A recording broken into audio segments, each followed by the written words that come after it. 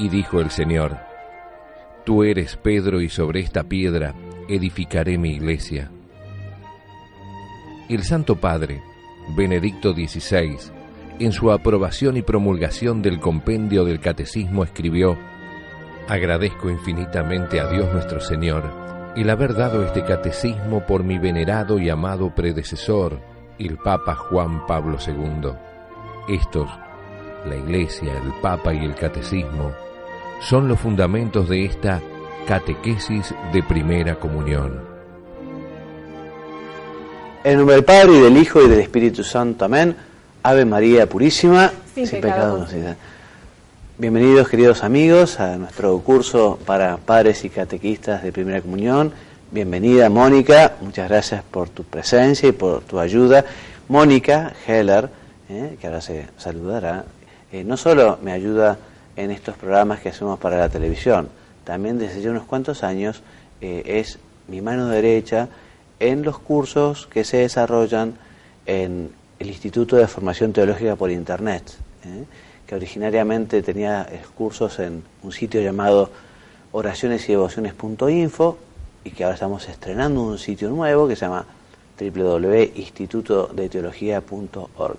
Entonces Mónica me ayuda con los envíos, corrige las tareas de las personas que quieren recibir un certificado, ayuda a gente de todo el mundo. Recientemente nos escribían de Cuba, ¿no?, para que les enviemos la documentación. Ellos no pueden navegar por internet, entonces le enviamos la documentación por correo electrónico. En fin, una tarea apasionante, ¿no, Mónica? Es muy linda, la verdad que sí, es muy linda. Y servicio a Dios. Servicio a Dios. Sí, y hay que aprovechar estas nuevas tecnologías que nos permiten justamente llegar a tanta gente. Hoy vamos a hablar de la historia del rey David, una historia impresionante. Por eso, padres y catequistas, les recomendamos que no se queden solo con la historia sagrada para chicos, sino que aprovechen para tomar la Biblia, el original, leer despacio y meditar la palabra de Dios. Y la historia dice así: Saúl empezó gobernando más o menos bien, pero pronto desobedeció a Dios. Dios le habló entonces a Samuel, que era ya viejo, diciéndole que debía nombrar otro rey para Israel, que ese rey no iba a reinar todavía sino más adelante, y sería uno de los 7 hijos de Jesé, un paisano que tenía campo en Belén. Samuel se fue a lo de Jesé y le pidió que le presentara a sus hijos. El mayor resultó un mocetón bien plantado, alto y medio colorado de cara. Samuel pensó que tenía facha de rey, pero Dios indicó que ese no era. Así fueron pasando los demás y Dios no señaló a ninguno de ellos. Una vez que pasó el último, Samuel le preguntó a José: ¿estos son todos tus hijos, Don? No, contestó Jesé, falta el menor que anda cuidando la majada, pero es muy chico todavía. No importa, dijo Samuel, mándalo venir. Al rato llegó David, que era un muchachito rubio, con la afición de cantar. Estaba encargado de rondar las ovejas y se la pasaba cantando todo el día, acompañándose con una arpa parecida a la arpa paraguaya, pero más chica. El mismo David componía las canciones que cantaba y en ellas celebraba las grandezas de Dios y recordaba la historia de su pueblo. Las canciones que componía David se llamarían salmos y se cantan todavía en las iglesias. En cuanto el chico entró, Dios le comunicó a Samuel: este es mi candidato, ungilo para rey. La ceremonia de ungir consistía en echarle a uno aceite en la cabeza, pronunciando unas palabras que Samuel conocía y yo no. Eso hizo Samuel con David, y David quedó ungido rey, pero nadie lo sabía porque no había llegado el momento de que asumiera el mando. Era algo así como un presidente electo antes de recibir la banda y el bastón que usan los presidentes. El reinado de Saúl cada vez andaba peor. Se le presentó Samuel y le dijo: Rey, Dios está muy disgustado con vos. Tu reinado acabará mal y no será tu hijo el que lo herede. Dios ya te eligió sucesor. Saúl se puso furioso. La rabia se convirtió para él en una enfermedad. Le daban ataques y rompía todo lo que tuviera a mano. En la corte alguno propuso que buscaran a alguien que supiera tocar música suave para calmar al rey cuando le daba el ataque. Como habían oído hablar de David y de las canciones que cantaba, lo mandaron buscar. Santo remedio. Al rey le venían el ataque, David empezaba a puntear en el arpa algún salmo y Saúl se calmaba enseguida. David se quedó a vivir en el palacio de Saúl. Y a Saúl ni se le ocurrió que podía tener al lado suyo al futuro rey. Un día los filisteos atacaron nuevamente a los judíos. Saúl y su ejército salieron a enfrentarlos.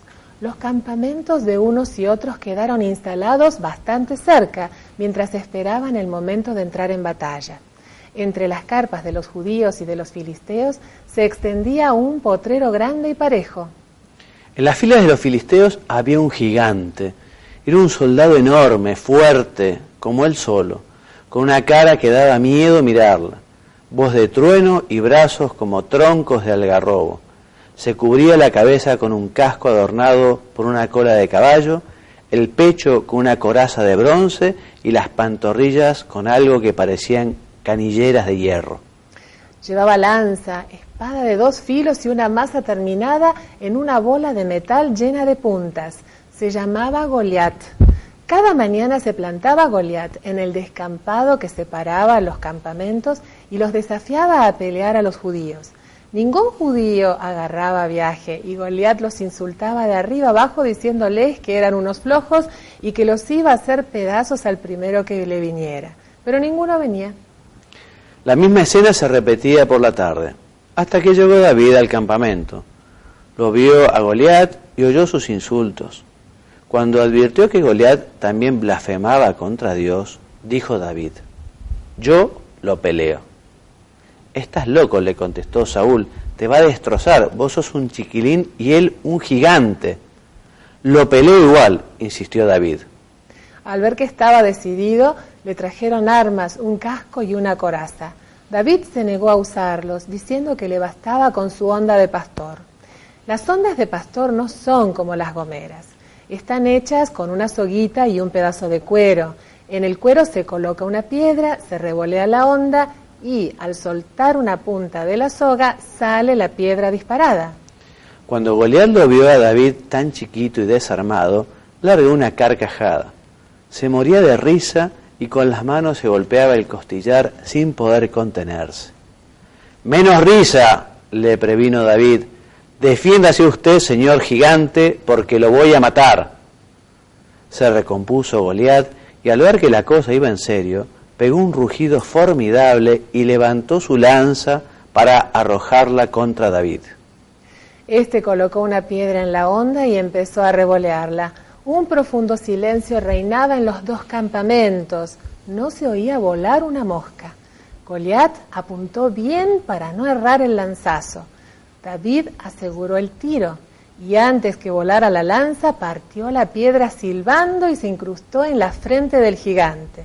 Goliat se desplomó como una torre que se derrumba.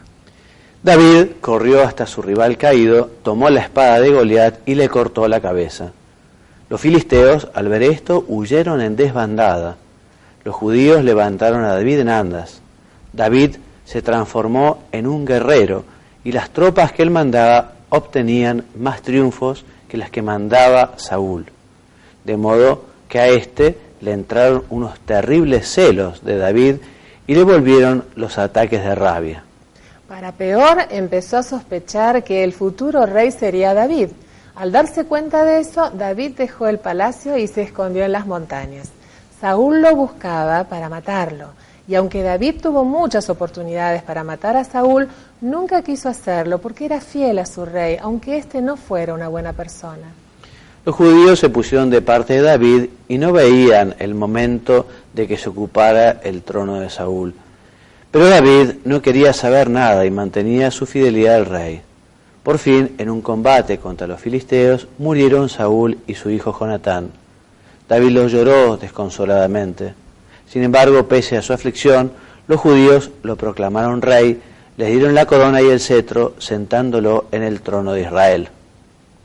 Fue un rey estupendo, y aunque hizo algunos despropósitos, siempre se arrepintió de ellos, pidiendo perdón a Dios. Dios lo perdonó una y otra vez. ganó numerosas batallas, administrando su país con prudencia. Y el objetivo de este encuentro es destacar el combate entre David y Goliat, señalar que con la protección de Dios a veces los débiles triunfan sobre los fuertes y que por eso, al considerar las cosas, siempre hay que confiar en la divina providencia. Es verdad, y lo decíamos la semana pasada hablando de la divina providencia, de confiar en la divina providencia, de confiar en Dios, sobre todo en los momentos más difíciles. Dios sigue haciendo milagros, cuando a veces parece que hay una desproporción enorme entre lo que uno puede hacer y la solución del problema, pero se repite, lo mismo que David venció a Goliat, lo mismo que pudieron dar de comer los apóstoles a 5.000 personas con 5 panes y unos pocos pescados, lo mismo, porque es Dios. 2 más 2 es 4, pero 2 más Dios es infinito. Por eso confiemos siempre en Dios y especialmente en los momentos de dificultad. Y continuamos ahora con los mandamientos. Las verdades del compendio que vamos a comentar son del número 447 a 454, que nos hablan del segundo y tercer mandamiento. El segundo mandamiento es: no tomarás el nombre de Dios en vano. Evidentemente no se tratan de las letras D, I, O, S, sino de lo que representa el nombre de Dios, ¿no? Como una bandera no es sencillamente un pedazo de género, sino que una bandera está representando una nación. Entonces, cuando nosotros hablamos del nombre de Dios, estamos haciendo referencia justamente a quién es Dios. Por eso se nos invita a respetar el nombre de Dios, a pronunciarlo con amor, con reverencia, a decir el nombre de Dios para alabarlo. Se respeta la santidad del nombre de Dios invocándolo, bendiciéndole, alabándolo y glorificándole. Lo que sí ha de evitarse es abusar del nombre de Dios. Por ejemplo, Mónica, ¿y cuáles son los pecados contra este segundo mandamiento de la ley de Dios? Como la blasfemia, que por su misma naturaleza es un pecado grave, la imprecación y la infidelidad a las promesas hechas en nombre de Dios. La blasfemia es insultar a Dios. Imprecar quiere decir desearle el mal a alguien, ¿no? Cuando uno desea el mal a Dios. Y la infidelidad es justamente el no cumplir aquello que uno ha prometido. Por eso las promesas, los votos, hay que cumplirlas.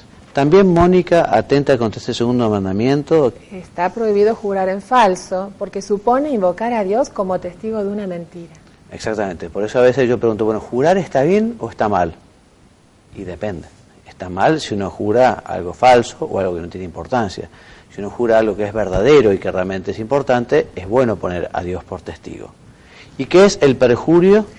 El perjurio es hacer bajo juramento una promesa con intención de no cumplirla o bien violar la promesa hecha bajo juramento. Es un pecado grave contra Dios, que siempre es fiel a sus promesas. Muy bien. Entonces, y el tercer mandamiento es: santificarás las fiestas. Todos recordarán que cuando Dios le da a Moisés las tablas de la ley, el pueblo elegido comienza a santificar el sábado.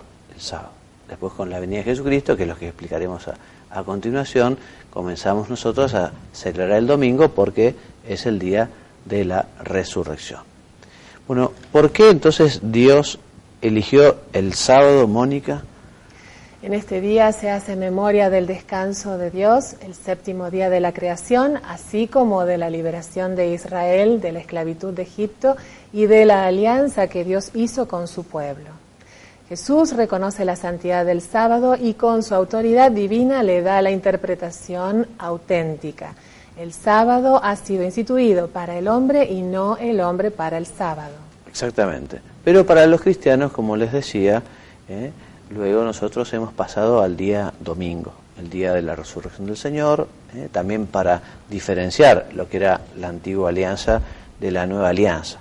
Y así el domingo es el primer día de la semana, recuerda la primera creación, como el octavo día, o sea que sigue el que sigue al sábado, o sea, significa la nueva creación inaugurado con la resurrección de Cristo.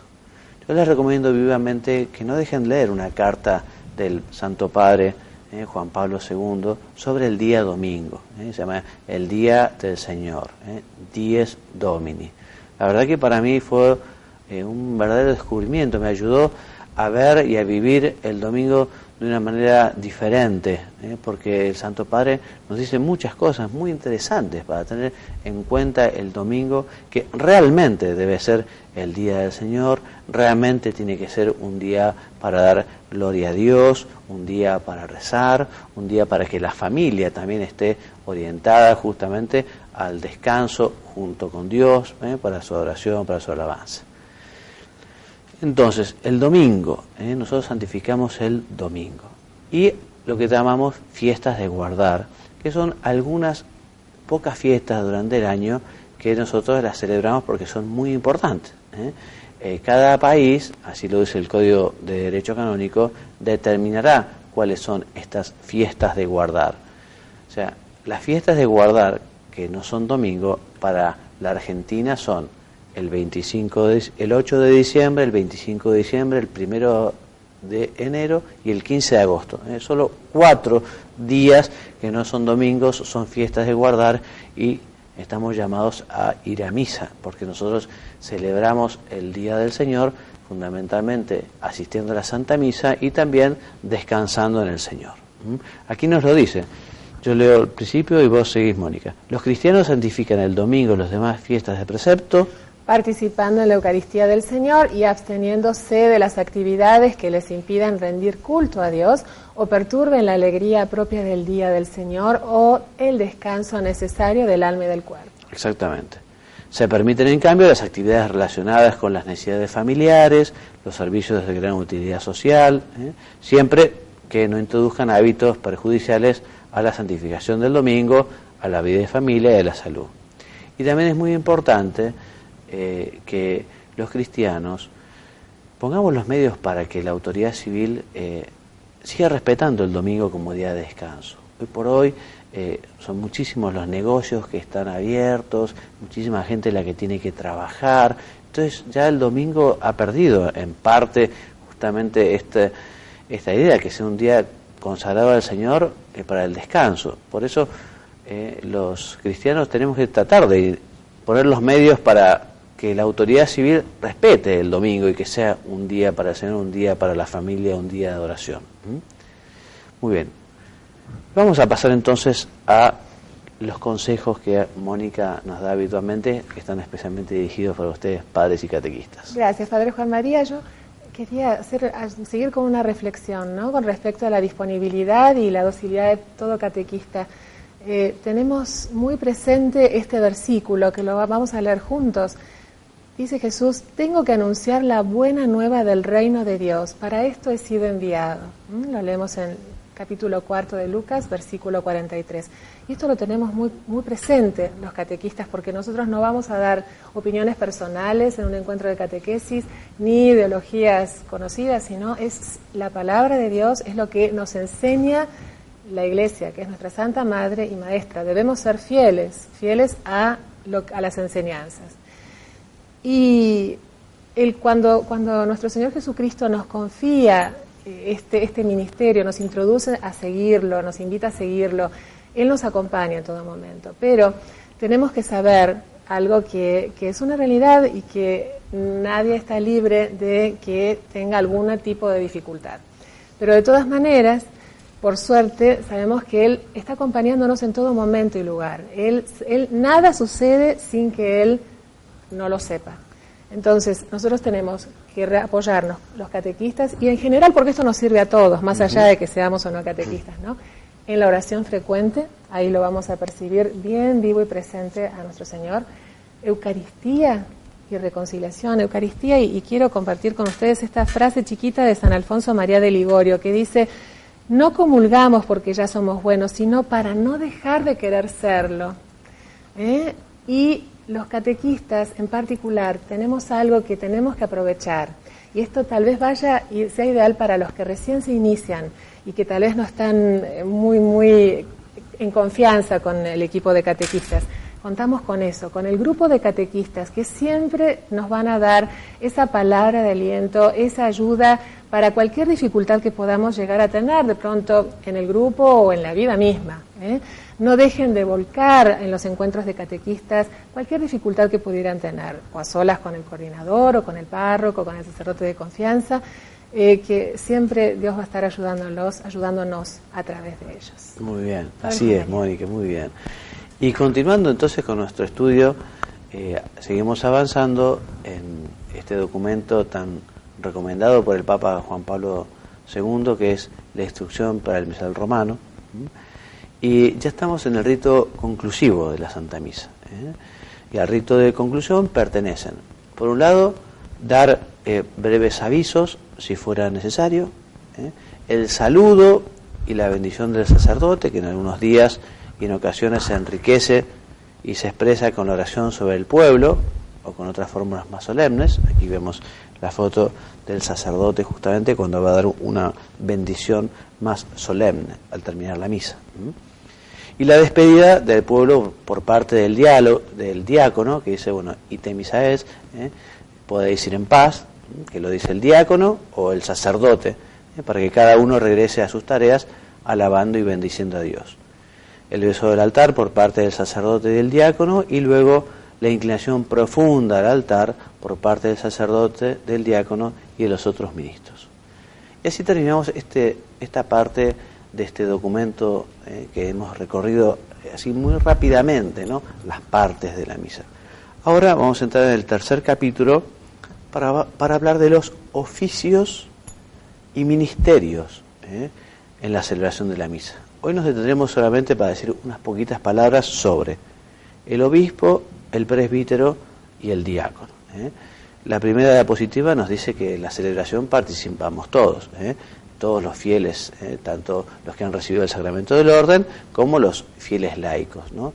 Y cada uno participará según la función o el oficio que desempeña.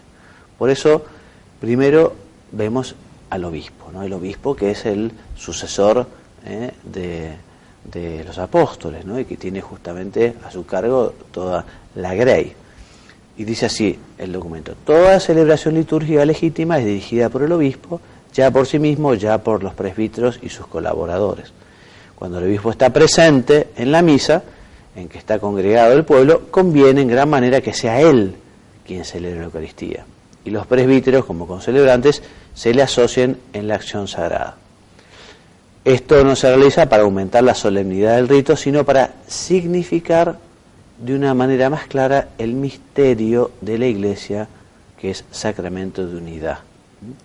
Y si el obispo no celebra la Eucaristía, sino que encomienda a otro hacerla, conviene que él mismo, con la cruz pectoral y revestido con la estola y la capa pluvial sobre el alba, presida la liturgia de la palabra e imparta la bendición al final de la misa. ¿Y qué nos dice entonces la instrucción sobre el presbítero, Mónica? Dice: también el presbítero, que en la Iglesia, en virtud del orden sagrado, tiene la facultad de ofrecer el sacrificio in persona Christi, preside por eso aquí y ahora al pueblo fiel congregado. Dirige su oración, le proclama el mensaje de salvación, asocia así al pueblo ofreciendo el sacrificio a Dios Padre por Cristo en el Espíritu Santo, da a sus hermanos el pan de vida eterna y participa del mismo con ellos. Por consiguiente, cuando celebra la Eucaristía, debe servir a Dios y al pueblo con dignidad y humildad y mostrar a los fieles, en el modo de comportarse y de proclamar las divinas palabras, la presencia viva de Cristo. Qué riqueza tiene este documento. En pocas palabras se dicen muchas cosas que tenemos que meditarlo muy profundamente también nosotros los sacerdotes, ¿no? Después del presbítero, el diácono, que en virtud del orden sagrado recibido ocupa el primer lugar entre los ministros de la celebración eucarística. En la misa el diácono tiene partes propias, proclama el Evangelio y a veces predica la palabra de Dios, anuncia las intenciones en la oración universal, ayuda al sacerdote en la preparación del altar y asistiéndolo en la celebración del sacrificio, distribuye a los fieles la Eucaristía, especialmente bajo la especie de vino, y a veces indica los gestos y las posturas del pueblo, ¿no? Muy bien, y hasta aquí nuestro programa de hoy. Muchas gracias por su compañía, esperemos que haya sido realmente de utilidad. Yo estoy realmente muy convencido, y lo hablamos muchas veces con Mónica, ¿no? que la riqueza de estos contenidos, si bien los decimos de una manera muy ágil, dinámica, son muy grandes. Por eso los invitamos también a que ustedes aprovechen después para despacio o volver a leer estos temas o tomar las fuentes originales para leerlos despacio, para estudiarlos, y así, en fin, también pidiéndole luces al Espíritu Santo, tengan la capacidad de transmitirla a sus hijos o a los niños que se preparan para la primera comunión. Bueno, muchas gracias por su compañía. Esperemos que esto les sea de gran utilidad. Dios mediante, la semana que viene tendremos ya nuestro programa número 15. 15 de 40, que son las lecciones de este curso. Que Dios los bendiga y los haga muy santos. Si Dios quiere, nos vemos la semana que viene. Hasta luego y gracias. Y dijo el Señor: Tú eres Pedro, y sobre esta piedra edificaré mi iglesia. El Santo Padre, Benedicto XVI, en su aprobación y promulgación del compendio del Catecismo escribió: Agradezco infinitamente a Dios nuestro Señor el haber dado este catecismo por mi venerado y amado predecesor, el Papa Juan Pablo II. Estos, la Iglesia, el Papa y el Catecismo, son los fundamentos de esta catequesis de primera comunión.